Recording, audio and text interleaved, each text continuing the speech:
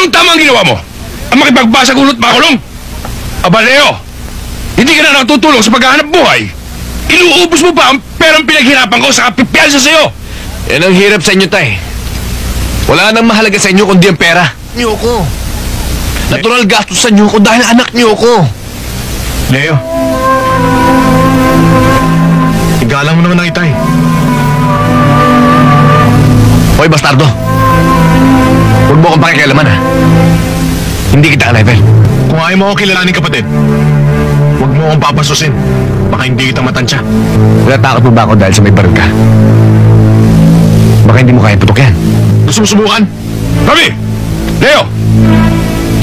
Nasisira ka na ba ng bait? Wala ka lang kinikilala. Siraan akong sira! Hoy, diray tayo. Umpisa mo ng pag-isip-sip mo. Tarantado ka talaga, no? Tay, pabayaan niyo na siya.